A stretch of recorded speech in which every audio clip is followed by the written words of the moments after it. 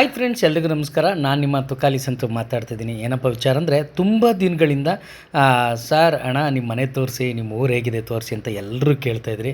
So ಹಂಗೇ ನನ್ನದೇ YouTube channel ಆದಾಗ ನಾನು ತೋರಿಸ್ಬೇಕು ಅಂತ ತುಂಬ ದಿನಗಳಿಂದ ಕಾಯ್ತಾಯಿದ್ದೆ. ಇವತ್ತು ನನ್ನ ಯೂಟ್ಯೂಬ್ ಚಾನಲ್ ಓಪನ್ ಆಗಿ ತುಂಬ ವೀಡಿಯೋಸ್ನ ಬಿಟ್ಟಿದ್ದೀನಿ. ಇವತ್ತು ನಮ್ಮೂರು, ನಮ್ಮ ಮನೆ ಎಲ್ಲನೂ ನಿಮ್ಗೆ ತೋರಿಸ್ಬೇಕು ಅಂತ ಅಂದ್ಕೊಂಡಿದ್ದೀನಿ. ಮೊದಲನೇದಾಗಿ ನಮ್ಮೂರನ್ನ ತೋರಿಸೋದಕ್ಕಿಂತ ಮುಂಚೆ ನನ್ನ ಶಕ್ತಿ, ನನ್ನ ಬಲ ಆಂಜನೇಯ. ನಮ್ಮೂರು ಆಂಜನೇಯ ಅಂದರೆ ಸಿಕ್ಕಾಪಟ್ಟೆ ಫೇಮಸ್ಸು. ಸುತ್ತಮುತ್ತ ಯಾವ ಹಳ್ಳಿನಲ್ಲೂ ಈ ಥರ ಆಂಜನೇಯನ ಪ್ರತಿಮೆ ಸಿಗೋದಿಲ್ಲ. ಅಷ್ಟು ಪವರ್ಫುಲ್ ದೇವರು. ತುಂಬ ಊರವರೆಲ್ಲ ಬರ್ತಾರೆ. ಅಷ್ಟು ಶಕ್ತಿಶಾಲಿ ನನ್ನ ಆಂಜನೇಯ. ಫಸ್ಟು ನನ್ನ ಆಂಜನೇಯನಿಗೆ ಇಡ್ಗಾಯಿ ಹೊಡೆದು ಇಲ್ಲಿಂದ ನಮ್ಮ ಊರನ್ನ ತೋರಿಸೋದಕ್ಕೆ ಪ್ರಾರಂಭ ಮಾಡ್ತೀನಿ.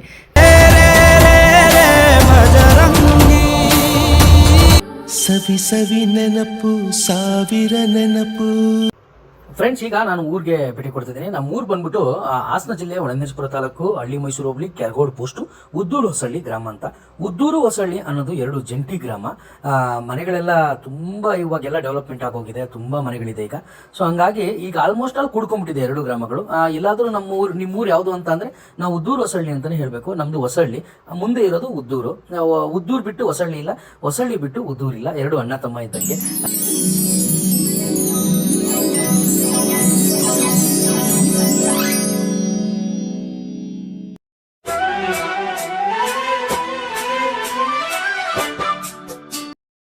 ನೋಡ್ತಾ ಇದ್ದೀರಲ್ಲ ಫ್ರೆಂಡ್ಸ್, ಇದು ಬಸವೇಶ್ವರ ಸ್ವಾಮಿ ಅಂತ.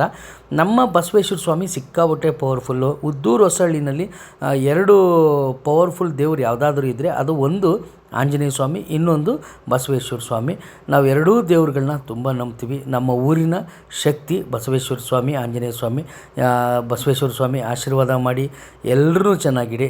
ನೋಡ್ತಾ ಇದ್ದೀರಲ್ಲ, ನಮ್ಮ ಊರಿನಲ್ಲಿ ತುಂಬ ಸುಂದರವಾಗಿ ಕಾಣೋದು ಯಾವುದಂದರೆ ಬಸವಣ್ಣನವರ ಮೂರ್ತಿ. ನೋಡಿ, ಕಾಣ್ತಿದೆಯಾ ಬಸವಣ್ಣನ ಮೂರ್ತಿ ಹೇಗಿದೆ ಅಂತ. ದೇವಸ್ಥಾನವೂ ಕೂಡ ತುಂಬ ಚೆನ್ನಾಗಿದೆ. ಒಳಗಡೆ ಹೋಗಿ ತೋರ್ಸೋಕ್ಕಾಗ್ತಾಯಿಲ್ಲ, ಯಾಕೆಂದರೆ ಕೀ ಇಲ್ಲ ಅನ್ನೋದಕ್ಕಿಂತ ನಾನು ಯಾರಿಗೂ ಇನ್ಫಾರ್ಮೇ ಮಾಡಿಲ್ಲ ನಾನು ಬರ್ತೀನಿ ಅಂತ. ಸೊ ಹಂಗಾಗಿ ಮೊದಲೇ ಇನ್ಫಾರ್ಮ್ ಮಾಡಿದರೆ ಒಳಗಡೆ ಹೋಗೋವಂಥ ಒಂದು ಅವಕಾಶ ಸಿಗ್ತಾಯಿತ್ತು. ಇರಲಿ ಬನ್ನಿ, ಫಸ್ಟು ನಮ್ಮೂರೆಲ್ಲ ತೋರಿಸ್ಬಿಡ್ತೀನಿ. ಇನ್ನೊಂದು ಎಪಿಸೋಡಲ್ಲಿ ನಮ್ಮೂರು ದೇವ್ರುಗಳು ಹೇಗಿದೆ, ನಮ್ಮೂರು ದೇವಸ್ಥಾನ ಹೇಗಿದೆ ಅನ್ನೋದನ್ನೆಲ್ಲ ನಿಮಗೆ ತೋರಿಸ್ತೀನಿ.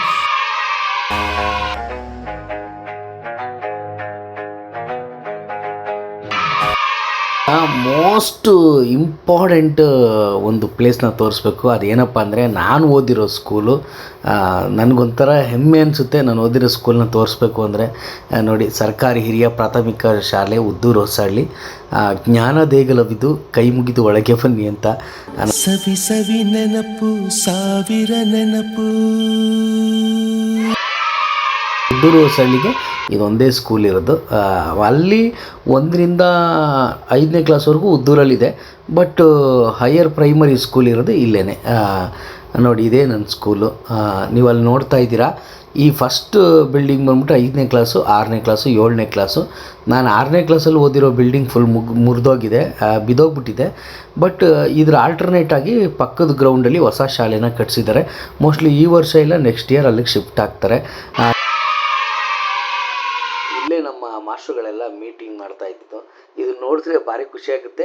ನನ್ನ ಶಾಲೆ ಅಂದ ತಕ್ಷಣ ನನಗೆ ನೆನಪಾಗೋದೆ ನಮ್ಮ ವಿಜಯ್ ಸಾರು, ಮಲ್ಲೇಶ್ ಮಾಸ್ಟ್ರು, ಗಂಗಾಧರ್ ಮಾಸ್ಟ್ರು, ನಂಜುಂಡಪ್ಪ ಸಾರು.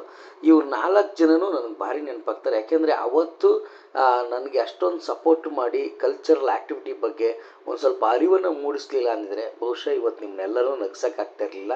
ನನ್ನ ಯಶಸ್ಸಿಗೆ ಕಾರಣ ನನ್ನ ಗುರುಗಳು ಅಂತ ಹೇಳೋದಕ್ಕೆ ನನಗೆ ಹೆಮ್ಮೆ ಆಗುತ್ತೆ.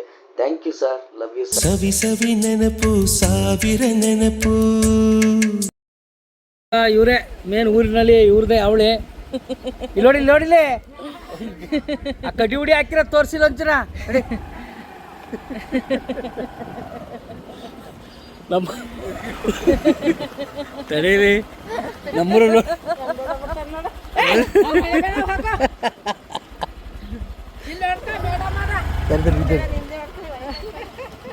ನಮ್ಮೂರಲ್ಲಿ ಇವರೇ ಮೇನು. ಇವ್ರದೇ ನಡೆಯೋದು. ಇವ್ರು ಒಂದ್ಸರಿ ಕಡ್ಡಿ ಹುಡಿ ಹಾಕೊಂಡು ಉಗಿದ್ಬಿಟ್ರು ಸಾಕು ಜನಕ್ಕೆ.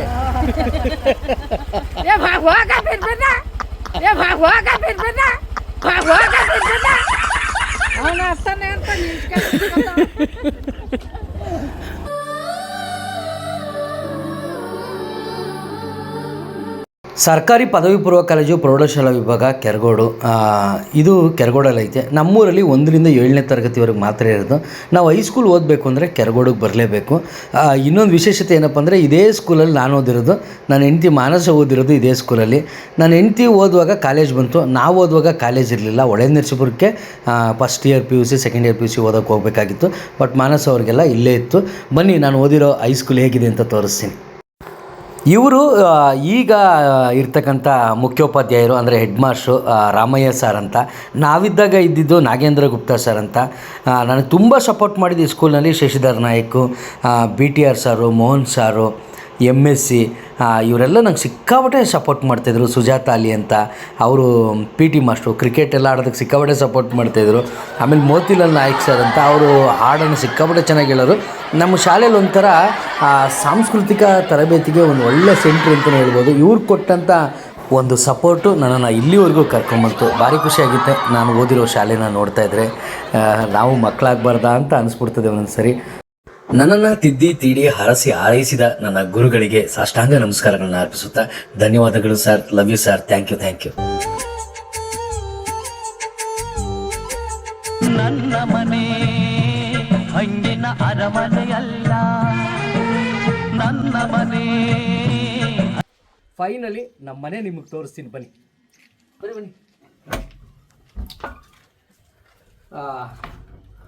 ಇದೇ ನನ್ನ ಪುಟ್ಟ ಅರಮನೆ. ಇಲ್ಲಿ ತುಂಬ ನೆನಪುಗಳಿದೆ, ತುಂಬ ನೆನಪಿನ ಕಾಣಿಕೆಗಳಿದೆ. ನನಗೆ ಯಾವಾಗ ಕೊಟ್ಟರು, ಈ ನೆನಪಿನ ಕಾಣಿಕೆಯಲ್ಲಿ ಏನೇನೆಲ್ಲ ಪ್ರಾಮುಖ್ಯತೆ ಇದೆ ಅನ್ನೋದನ್ನೆಲ್ಲ ನಿಮಗೆ ತೋರಿಸ್ತೀನಿ. ಅದಕ್ಕಿಂತ ಮುಂಚೆ ಬನ್ನಿ ನಮ್ಮ ಮನೆಯ ಸಂಪೂರ್ಣವಾಗಿ ನಿಮಗೆ ತೋರಿಸ್ತೀನಿ. ಬನ್ನಿ. ಇದು ನನಗೆ ಸನ್ಮಾನ ಮಾಡಿದಾಗ ಕೊಟ್ಟಿರೋ ಹಾರಗಳು. ಎಲ್ಲಾದರೂ ಒಂದು ಕಡೆ ಮೂಟೆ ಕಟ್ಟಿ ಹಾಕ್ಬಿಟ್ರೆ ವೇಸ್ಟ್ ಆಗಿಬಿಡುತ್ತೆ ಅಂದ್ಬಿಟ್ಟು ಎಲ್ಲ ಹಾರಗಳನ್ನ ಜೋಡಿಸಿದ್ದೀನಿ. ಇಲ್ಲಿರೋ ಪ್ರತಿಯೊಂದು ಹಾರದಲ್ಲೂ ಒಂದೊಂದು ನೆನಪಿದೆ. ಅದನ್ನು ಸಿಕ್ಕಾಬಟ್ಟೆ ಫೋಟೋಸ್ಗಳನ್ನು ಹಾಕಿದ್ದೀನಿ. ವೆರಿ ಇಂಪಾರ್ಟೆಂಟ್ ಪರ್ಸನ್ಸ್ ಫೋಟೋ ಹಾಕಿದ್ದೀನಿ.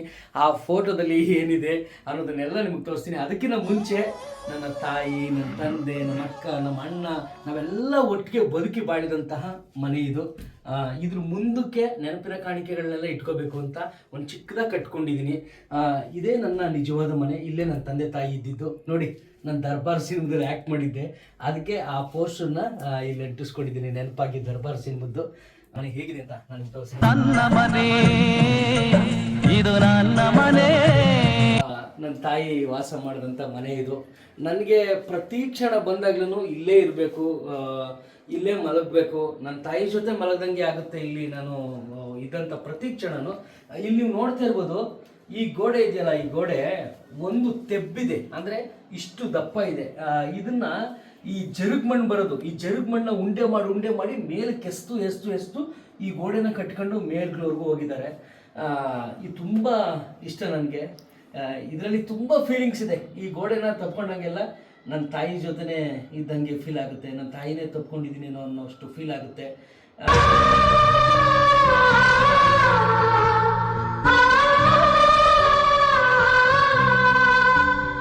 ಎಲ್ಲ ಇದೆ. ಇವಾಗ ನನ್ನ ತಾಯಿ ಇಲ್ಲ, ಏನೂ ಇರ್ತಿಲ್ಲ, ನನ್ನ ತಾಯಿ ಇದ್ದರು. ಸೊ ಅಂಥ ಒಂದು ಟೈಮಲ್ಲಿ ಇದೆಲ್ಲ ಇಂಪಾರ್ಟೆಂಟ್ ಅಂತ ಅನ್ನಿಸ್ತದೆ ನನಗೆ. ಏನೋ ಒಂಥರ ನೆನಪು. ಅಮ್ಮ, ಐ ಲವ್ ಯು. ಇದರಲ್ಲೇ ನಾವು ಯಾವಾಗಲೂ ಖುಷಿಯಾಗಿರ್ತೀನಿ. ನನಗಿದೆ ಅರಮನೆ. ಎಲ್ಲರೂ ಹೇಳಿದ್ರು, ನೀವೊಂದು RCC ಮನೆ ಕಟ್ಕೋಬೋದಲ್ವಾ, ಬಿಲ್ಡಿಂಗ್ ಕಟ್ಬೋದಲ್ವಾ, ಯಾಕೆ ಇದರಲ್ಲೇ ಇದ್ದೀರಾ, ಇನ್ನು ಯಾಕೆ ಇದರಲ್ಲೇ ನೀವು ವಾಸ ಮಾಡ್ತಾ ಇದ್ದೀರಾ ಅಂತ. ನನಗೆ ಅದೇನೋ ಅಂತ ಅನ್ನಿಸ್ತಾನೆ ಇಲ್ಲ. ಮನೆ ಕಟ್ಟಬೇಕು ಅಂತಲೂ ಅನ್ನಿಸ್ತಾ ಇಲ್ಲ, RCC ಮನೆ ಮಾಡಬೇಕು ಅಂತ ಅನ್ನಿಸ್ತಾ ಇಲ್ಲ. ನನ್ನ ತಾಯಿ ಬದುಕಿದಂಥ ಇದೇ ಮನೇಲಿ ಇರಬೇಕು ಅಂತ ನನಗೆ ಭಾರಿ ಆಸೆ ಆಗುತ್ತೆ. ನಿಮಗೆ ಫೈನಲಿ ತೋರಿಸ್ತೀನಿ ನೋಡಿ. ಇಲ್ಲಿ ಇದೆಯಲ್ಲ ಈ ಫ್ಯಾನು, ಈ ಫ್ಯಾನು ನಮ್ಮಮ್ಮ ಸಂಘಕ್ಕೆ ಸೇರ್ಕೊಂಡಿದ್ರು. ಇವಾಗಿನ ಮೈಕ್ರೋ ಫೈನಾನ್ಸ್ಗಳು ಬರ್ತಾವೆ, ಆ ಥರ ಒಂದು ಸಂಘಕ್ಕೆ ಸೇರ್ಕೊಂಡಿದ್ರು. ಆ ಸಂಘದಲ್ಲಿ 1,500 ಏನೋ ಕೊಟ್ಟು ತೊಗೊಂಡು ವಾರ ಕಟ್ಟೋದ್ರಲ್ಲಿ ಈ ಫ್ಯಾನ್ ತಗೊಟ್ಟಿದ್ರು. ಈ ಫ್ಯಾನ್ ಈಗಲೂ ತಿರುಗುತ್ತೆ. ಇಲ್ಲಿ ನೋಡಿ, ತಿರುಗ್ತಾ ಇದೆ ನೋಡಿ ಫ್ಯಾನು. ಏನೋ ಒಂದು ಖುಷಿ. ನನ್ನ ತಾಯಿ ಇಲ್ಲದೆ ಇರ್ಬೋದು, ಬಟ್ ನನ್ನ ತಾಯಿ ನೆನಪುಗಳು ಮಾತ್ರ ನನ್ನ ಆಗಾಗ ಕಾಡ್ತಾನೆ ಇರುತ್ತೆ. ಒಂದು ಖುಷಿ ಆಗುತ್ತೆ. ಪ್ರತಿದಿನ ನನ್ನ ತಾಯಿ ಜೊತೆ ಇದ್ದೀನಿ ಅನ್ನೋ ಫೀಲ್ ಆಗುತ್ತೆ. ಈ ಪ್ರಪಂಚದಲ್ಲಿ ನಾನು ಹೇಳೋದೊಂದು, ಲೈಟ್ ಆಫ್ ಮಾಡಿಬಿಟ್ಟೆ. ಈ ಪ್ರಪಂಚದಲ್ಲಿ ತುಂಬ ಅಮೂಲ್ಯವಾದಂಥ ವಸ್ತು ಯಾವುದಾದ್ರೂ ಇದ್ದರೆ, ವಸ್ತು ಬಳಸಿದ್ದೀನಿ, ಒಂದು ಅಮೂಲ್ಯವಾದಂಥ ಒಂದು ರತ್ನ ಯಾವುದಾದ್ರು ಇದ್ದರೆ ಅದು ತಾಯಿ ಮಾತ್ರ. ತಾಯಿನ ಚೆನ್ನಾಗಿ ನೋಡ್ಕೊಳ್ಳಿ, ಇದ್ದಾಗ ಚೆನ್ನಾಗಿ ನೋಡ್ಕೊಂಬಿಡಿ. ನಾನು ಆಮೇಲೆ ನೋಡ್ಕೊತೀನಿ ಅಂದರೆ ಆಮೇಲೆ ನಮ್ಮ ಜೊತೆ ಅವ್ರು ಇರೋದೇ ಇಲ್ಲ ಅಲ್ವಾ.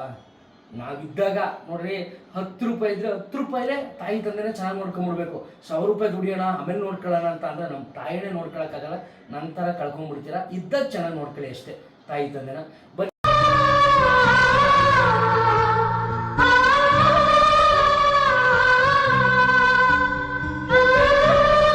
ಆಮೇಲೆ ಇನ್ನೊಂದು ನಿಮಗೆ ತೋರಿಸ್ಬೇಕು. ಇದು ನಮ್ಮ ಮನೆಯ ಫಸ್ಟ್ ಬೀರು, ಅಂದರೆ ದುಡ್ಡು ಗಿಡ್ಡು ಇಟ್ಕೊಳ್ಳೋಕ್ಕೆ ಮಾಡಿದಂಥ ಫಸ್ಟು ಬೀರ್. ಇದು ನಮ್ಮ ತಾಯಿ ತೊಗೊಂಬಂದಿದ್ದು. ನಮ್ಗೆ ಅವಾಗ ಭಾರಿ ಖುಷಿ, ಫಸ್ಟ್ ಬೀರ್ ಬಂದ್ಬಿಟ್ಟೈತಲ್ಲ ಅಂತ. ನೋಡಿ, ಇದು ಫಸ್ಟು ಬೀರ್ ನಮ್ಮ ತಾಯಿ ತಗೊಟ್ಟಿದ್ದು. ಬನ್ನಿ ಇನ್ನಷ್ಟು ತೋರಿಸ್ತೀನಿ ನಿಮಗೆ.